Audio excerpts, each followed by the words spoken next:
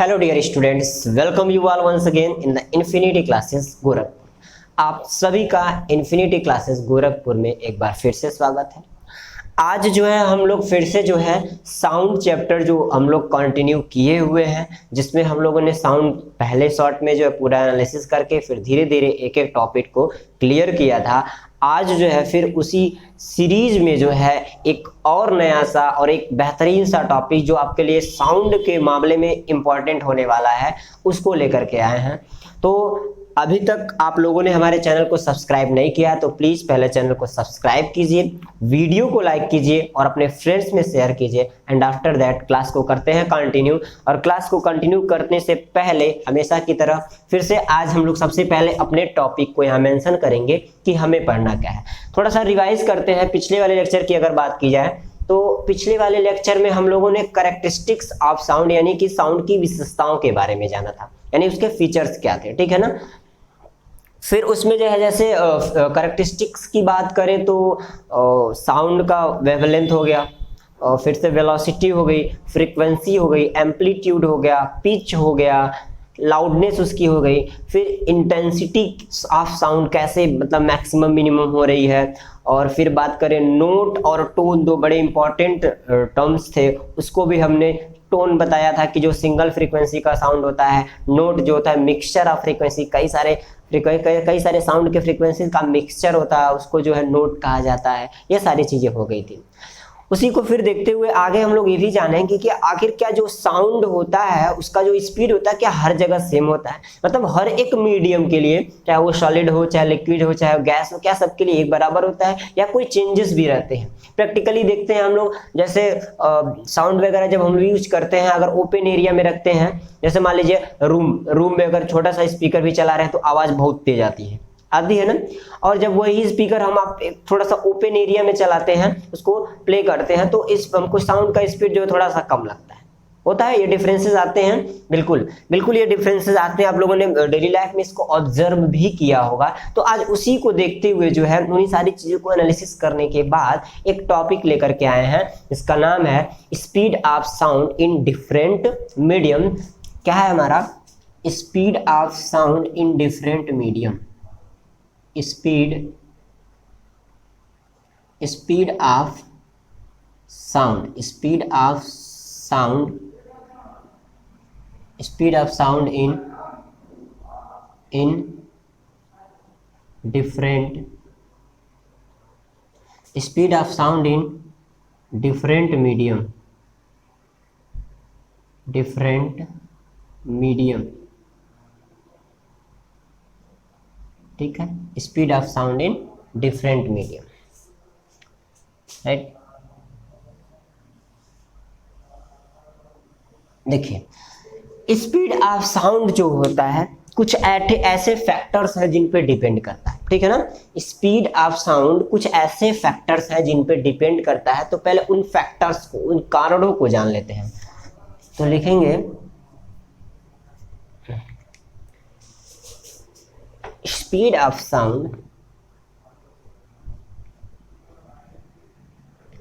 Speed of sound depends upon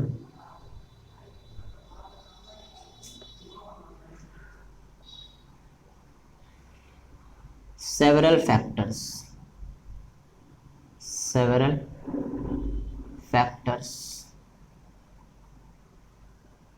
अब वो कौन कौन से फैक्टर हैं? देखिए सबसे पहले अगर हम फैक्टर की बात करें तो हमें ये देखना पड़ेगा कि नेचर क्या है मीडियम का और उसकी डेंसिटी क्या है। दो फैक्टर हुए।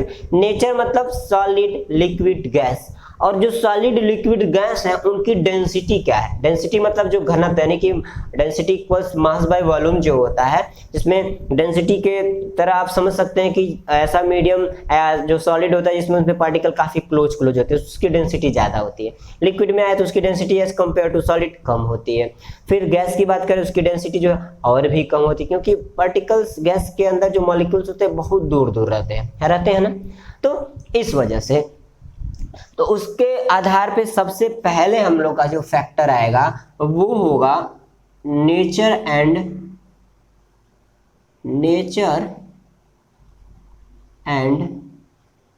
Density, nature and density of medium,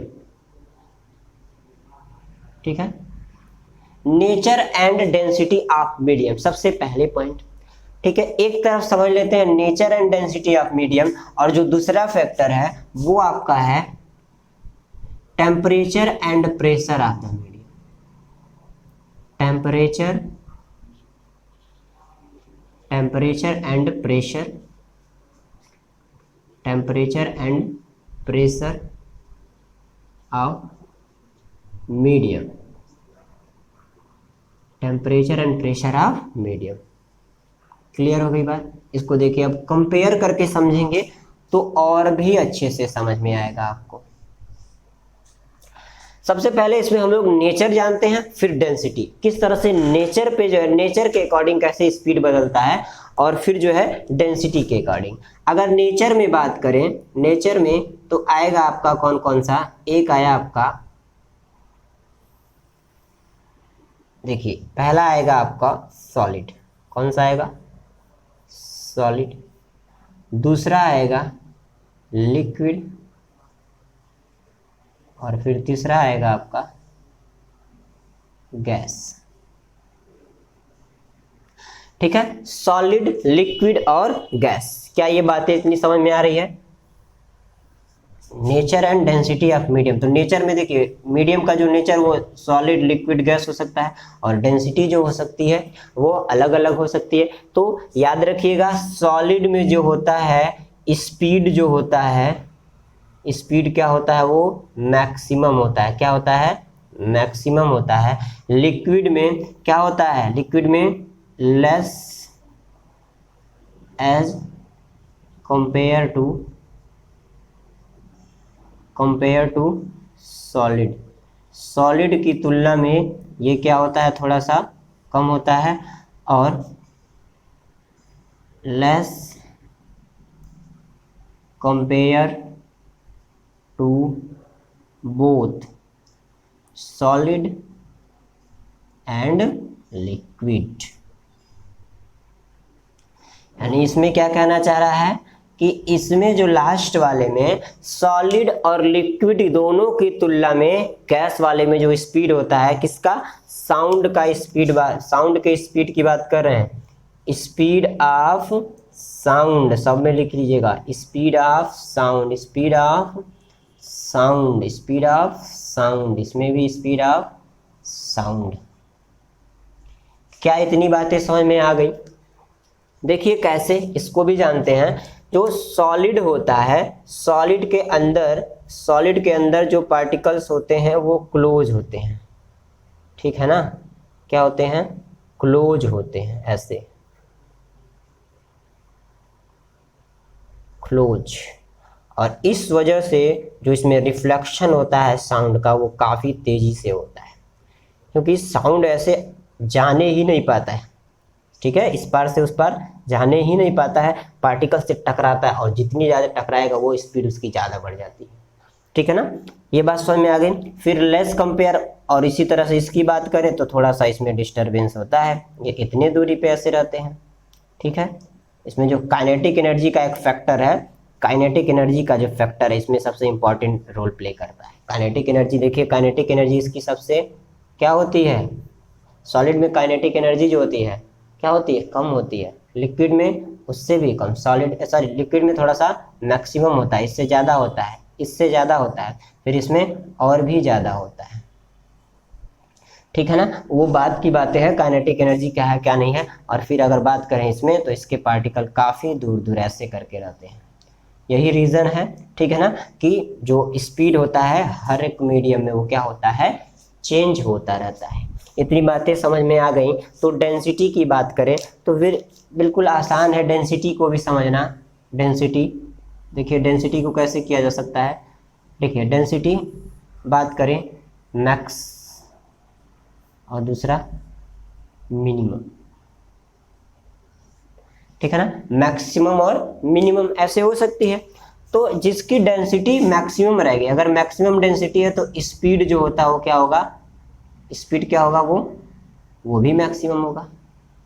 और मिनिमम डेंसिटी हो गई तो क्या होगा, स्पीड वो भी मिनिमम होगा। अब कैसे, बिल्कुल वही चीज है यहाँ जो मैंने जैसे बताया है, डेंसिटी का मतलब ही होता है मास अपॉन वॉल्यूम। डेंसिटी का क्या मतलब होता है, मास अपॉन वॉल्यूम होता है, यानी कि जिस भी मीडियम के पार्टिकल जितने क्लोज रहेंगे उसकी डेंसिटी उतना ही ज़्यादा होती है, क्लियर है, और जिसके मीडियम के पार्टिकल जितने दूर दूर रहते हैं उसकी डेंसिटी उतना ही कम होती है। क्या ये बात समझ में आ गई? अच्छा, टेम्परेचर और प्रेशर की अब बात करते हैं। तो याद रखिए, टेम्परेचर और प्रेशर में सिंपल ही आपको समझना है कि जब आप टेम्परेचर को इंक्रीज करेंगे, टेम्परेचर जब क्या होगा, इंक्रीज किया जाएगा, और साथ ही साथ जब प्रेशर भी इंक्रीज किया जाएगा, टेम्परेचर और प्रेशर दोनों इंक्रीज किया जाएगा, तो इन दोनों केसेस में क्या होता है, जो स्पीड होता है साउंड का वो क्या होता है, इंक्रीजेज। क्या होगा, speed of sound, speed of sound क्या होगा, इंक्रीज करेगा। क्या करेगा, इंक्रीज करेगा।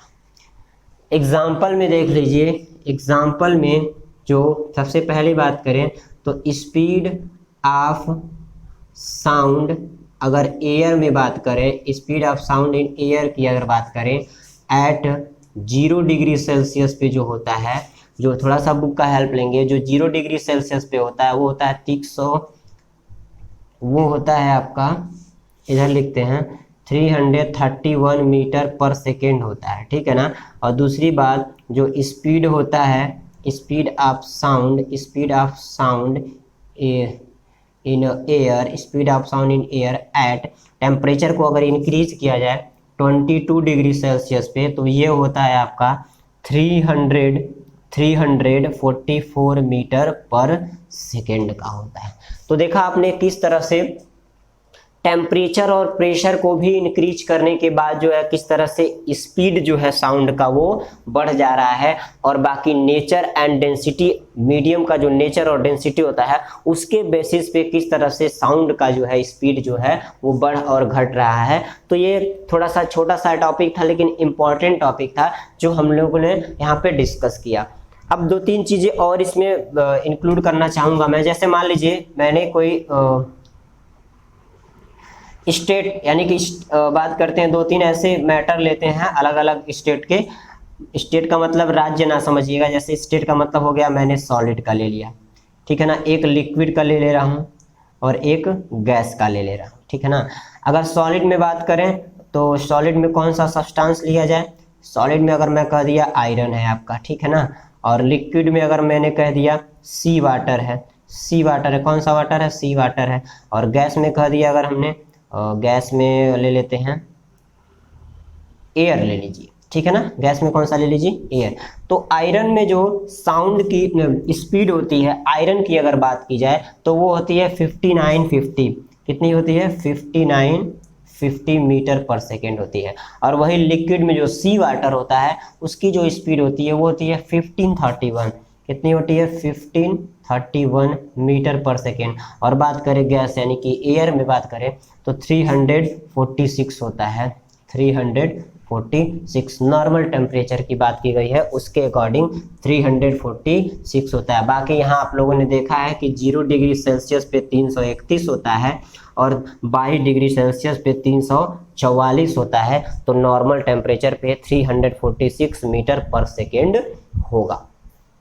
तो आप लोगों ने ये चीज़ें इसमें देखी कि किस तरह से सॉलिड में जो है मैक्सिमम है, फिर लिक्विड में उससे थोड़ा सा कम है, और गैस में उससे भी थोड़ा सा कम हो रहा है। तो ये डिक्रीज कर रहा है किस तरह से, यानी कि सॉलिड में सबसे ज़्यादा है, फिर उससे कम थोड़ा सा लिक्विड में, फिर जो है उसके बाद गैस में है। और वही चीज़ें मैंने यहाँ भी समझाई हैं कि सॉलिड में जो होता है वो स्पीड ऑफ साउंड ज़्यादा होता है, फिर इसमें थोड़ा सा कम हो जाता है, फिर इसमें और भी कम हो जाता है। क्या इतनी बातें बिल्कुल आसानी से समझ में आ गई? बात अगर करें नोट्स की, तो ये नोट सही है आपके फ्लो चार्ट के माध्यम से अगर आप इन चीज़ों को बना करके एग्जाम में भी रिप्रेजेंट करते हैं तो कोई दिक्कत होने वाली नहीं है। इस पे भी अच्छे से आपको एग्जामिनर अच्छे से इसको एग्जामिन करेगा, चेक करेगा, समझेगा, क्योंकि देखिए बिल्कुल आसान भाषा में किस तरह से इसको लिखा गया है। ठीक है, तो ये था कुछ अलग अलग मीडियम में साउंड के स्पीड की बात हो गई। ठीक है, आगे फिर से हम लोग जानेंगे साउंड से ही रिलेटेड, ऐसे भी बहुत सारे चैप्टर हम लोग के पास पड़े हुए हैं कि किस तरह से इस साउंड जो होता है हमारे ईयर में कैसे जाकर के किस तरह से वर्क करता है, किस तरह से फंक्शन करता है, फिर साउंड का इको क्या होता है, मतलब बहुत सारे अभी हैं। तो अभी एक स्टार्ट हुआ है, 4-5 लेक्चर कवर हुए हैं, अभी ऐसे 4-5-6 लेक्चर और भी हैं। तो अगर आपको साउंड के कंसेप्ट को पूरा समझना है तो स्टार्ट से लेकर के लास्ट तक के सारे लेक्चर्स को आपको देखने होंगे, तब जाकर के ये क्लास 9th का जो बेसिक साउंड है, बेसिक है, अभी समझ लीजिए बेसिक बताई जा रही है चीजें, ये बेसिक अगर कंसेप्ट क्लियर हो गया तो 11th में आप जब पढ़ेंगे साउंड या वेव्स तो वहां पे कोई दिक्कत होगी नहीं। ठीक है, तो आई होप आप सभी को ये लेक्चर बेहद पसंद आया होगा। तो अगर पसंद आया होगा तो एट लास्ट जाते जाते प्लीज वीडियो को लाइक कीजिएगा और फ्रेंड्स में शेयर करना ना भूलिएगा। तब तक के लिए अपना ख्याल रखिए और इसी तरह से हमारे इन्फिनिटी क्लासेस गोरखपुर के साथ जुड़े रहिए। Thank you.